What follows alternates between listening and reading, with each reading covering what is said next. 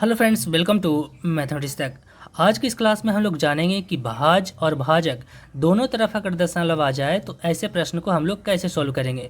तो देखिए, मैंने सारे भाग बता रखे हैं, जितने भी जो पॉइंट बन सकते हैं सबको हमने बताने की कोशिश की है। तो अगर आपने नहीं देखा है तो वो जा करके आप देख सकते हैं, सबका प्लेलिस्ट बना हुआ है। ठीक है, तो चलिए आज की इस वीडियो में हम लोग देखेंगे कि भाग में दोनों तरफ अगर दशमलव आ जाए तो इस तरह के सवाल को हम लोग कैसे सॉल्व करते हैं, इसमें कैसे भाग दिया जाता है। तो चलिए शुरू करते हैं। तो पहला काम ये करना है कि यहाँ पर देखना है कि दशमलव कहाँ है।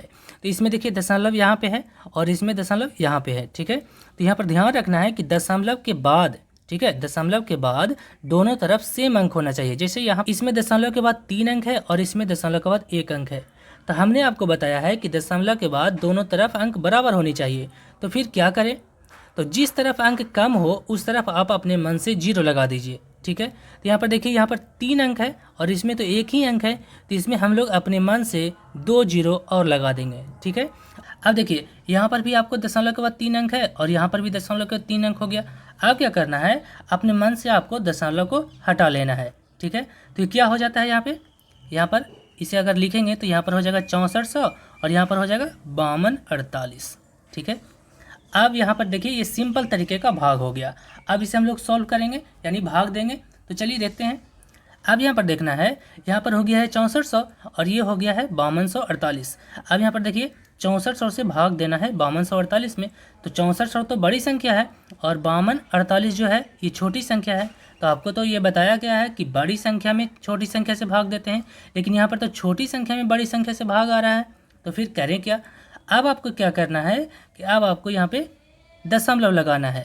ठीक है, जैसे ही आप दशमलव लगाइएगा तो यहाँ पर आप अपने मन से 0 लगा सकते हैं, कितना भी 0 लगा सकते हैं। ठीक है, तो यहाँ पर हमने दशमलव लिखा है और यहाँ पर हमने 0 लगा दिया है अपने मन से। ठीक है, अब क्या करना है, अब आपको 6400 से भाग देना है इस पूरी संख्या में। ठीक है, तो आपको तो 6400 का टेबल आता नहीं है, तो फिर कैसे इसमें भाग देंगे।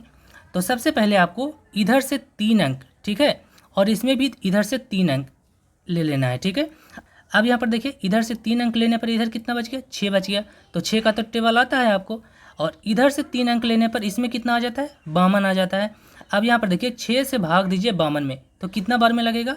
अगर हम 6 को 8 बार अगर पढ़ेंगे तो कितना होता है, 48 हो जाता है। ठीक है, और 9 बार में ज़्यादा हो जाता है, इसलिए हम इसे 8 बार में लगाएंगे। ठीक है, तो यहाँ पर लिखेंगे 8 और 8 को गुना करेंगे इस पूरी संख्या में। ठीक है, तो यहाँ पर अगर 6400 में 8 से अगर गुना करेंगे तो कितना हो जाएगा, तो 0 से गुना कीजिए तो 0 और ये भी 0 से गुना कीजिए तो 0। 8 और 4 को गुना करेंगे तो 8 चौक 32 हासिल 3।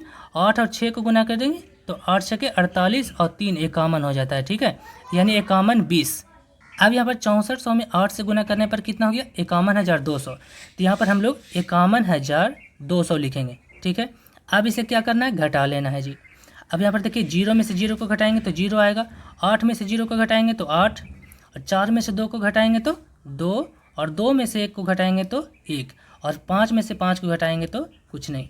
अब यहाँ पर देखिए 1280 आ गया। ठीक है, अब इसके बाद फिर अगली संख्या को उतारना है। तो अगली संख्या यहाँ पर कुछ नहीं है, तो आपको हमने बताया है कि दशमलव जब लगा दिए हैं तो अपनी मन से 0 लगा सकते हैं। तो यहाँ पर हमने 1 0 और लगा लिया। अब आपको फिर 6400 से भाग देना है इस पूरी संख्या में। ठीक है, तो कैसे देंगे, तो आपको फिर इधर से 3 अंक ले लेना है, तो ये बच जाता है 6, और इधर से 3 अंक ले लेंगे तो ये बच जाएगा 12। अब यहाँ पर देखिए 6 से भाग देना है 12 में, तो कितना बार में लगेगा, तो 6 एकम 6, 6 दूनी 12, 2 बार में। तो यहाँ पर लिखेंगे 2। अब 2 से इसमें पूरी संख्या में गुना करेंगे तो कितना हो जाएगा, अब इस 2 से इस पूरी संख्या में गुना करेंगे तो 2 को गुना कीजिए 0 से तो 0, 2 को गुना कीजिए इस 0 से तो 0, 2 को 4 से गुना करेंगे तो 2 चौके 8 हो जाता है, और 2 को 6 से गुना करेंगे तो 2 छके 12 हो जाता है। तो यहाँ पर 12 लिख लेंगे। अब इसे घटा लेना है। अब देखिए यहाँ पर ऊपर भी वही संख्या और नीचे भी वही संख्या, तो घटाएंगे तो कितना आ जाएगा, 0 आ जाएगा। तो यहाँ पर आपको शेषफल हो जाता है 0। ठीक है, और ये आपका भागफल हो जाता है। तो इसे हम लोग कैसे लिखेंगे, तो 0.82 को हम लोग लिखेंगे 0.82। ठीक है, ये आपका भागफल हो जाता है, यही इसका आंसर हो जाएगा। ठीक है, तो इस प्रकार से अगर दोनों संख्या में अगर दशमलव लगा हो तो इस तरीके के सवाल को हम लोग कैसे सॉल्व करते हैं, आज की इस वीडियो में हमने देखा है। उम्मीद करते हैं ये वीडियो आपको अच्छा लगा होगा। वीडियो अगर अच्छा लगा है तो वीडियो को लाइक शेयर जरूर कीजिए, चैनल को सब्सक्राइब कीजिए। Thank you.